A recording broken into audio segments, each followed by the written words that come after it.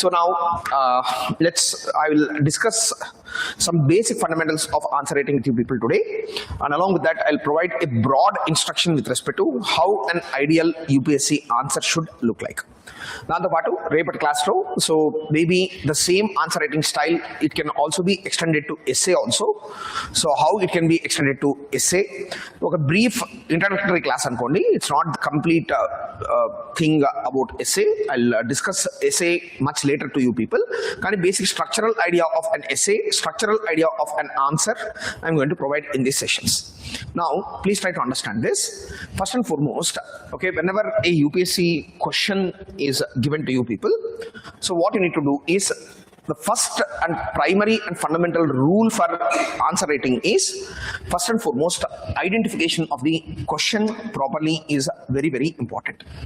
Okay, so and in identification of question, usually, okay, so the thing is there would be many of the UPSC questions will have sub parts which are integrated into the question.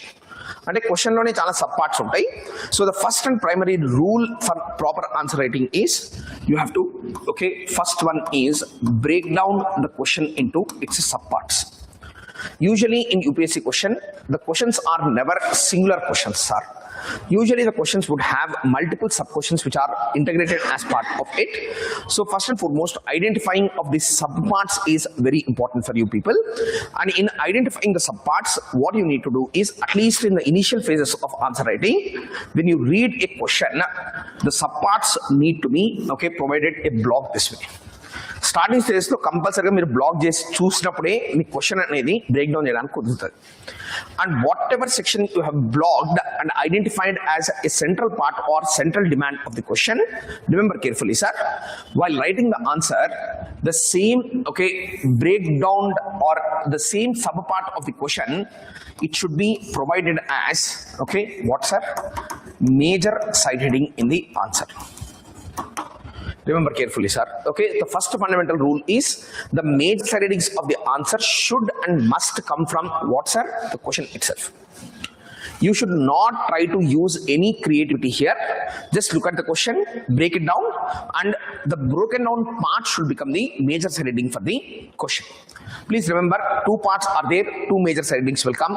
3 parts are there, 3 major side headings. 4 parts are there, 4 major side headings will come. Are you understanding this, sir? Now, the second important thing is, ideally speaking, your answer, whenever you write an answer, sir, that should be, everyone knows about it. Introduction should be there, conclusion should be there, and in between section is usually called as the thesis section. So, our రెండింటి మధ్యలో ఉన్న section ని usual గా మనం ఏమని పిలుస్తాం? We call it as the thesis section of the answer.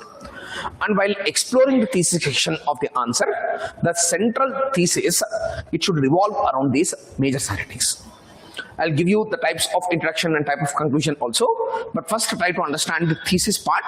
Thesis is nothing but, okay, an answer broken down into, or a question broken down into major side headings. 3, 4 major side headings or 2 major side headings minimum would be present in every answer. No answer is going to be singular. So దీన్ని first break down చేసుకోవాలి. Break down చేసుకున్న తర్వాత each major side heading కింద కూడా, I'm talking about general studies answer writing, please try to understand this carefully sir. When ever you right, okay, any points, usually you should never resort to paragraph writing in general studies, sir. బాగా గుర్తుపెట్టుకోండి, paragraph writing is not going to work out.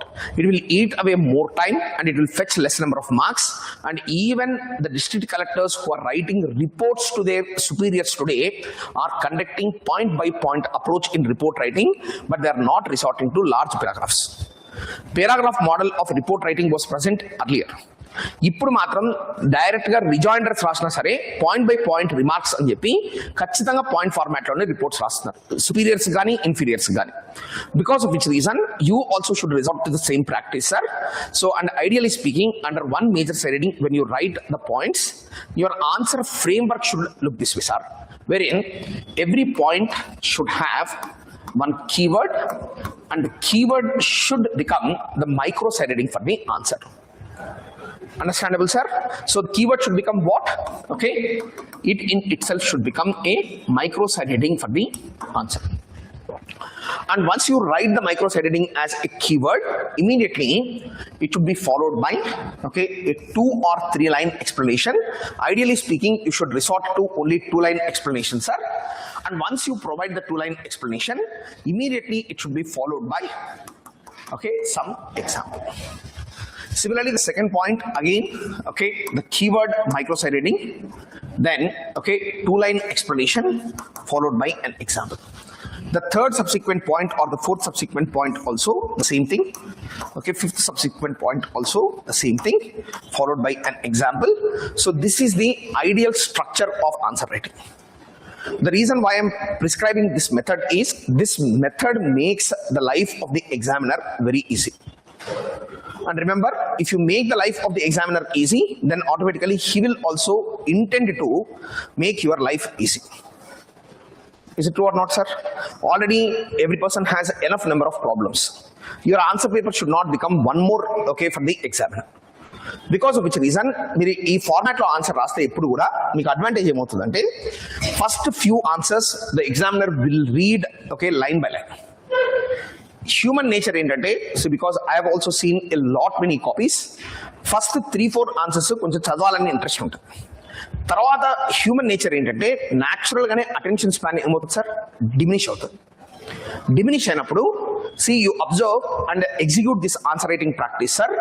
Eventually any evaluator, they will shift the tick mark from this end to the place where you have written the keyword. Why? Because they never read the rest of the section, sir. మీరు answer writing లో ఉన్న ఒక important thing ఏంటంటే communicating your knowledge without creating a problem for the examiner is the simplest way of answer writing. Logically speaking also, if you execute the answer in this fashion with the keyword as a side heading, you will get additionally per every question 1 to half mark you are going to get additional. Proper గా రాస్తే ఖచ్చితంగా అర mark నుంచి ఒక mark మామూలు answer writing కి ఈ answer writing కి అడిషనల్ మార్క్ పడుతుంది. Across 20 questions it would be what sir, at least 15 marks it would become. And across 4 papers what would it become, 60 marks. And 60 marks is the mark score that can make you from an IAS officer into nobody, sir. అక్కడ అంతకంటే scope లేదు. ఒక 60-70 మార్కులు కంటే ఎక్కువ range లేదు అక్కడ.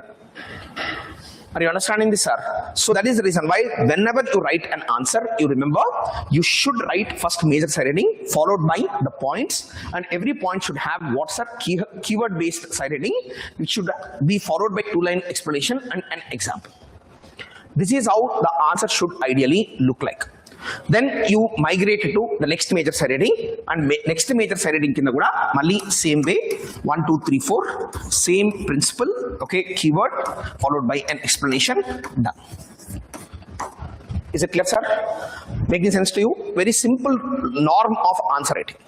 Here the examiner should not be given a challenge in order to search for the keyword.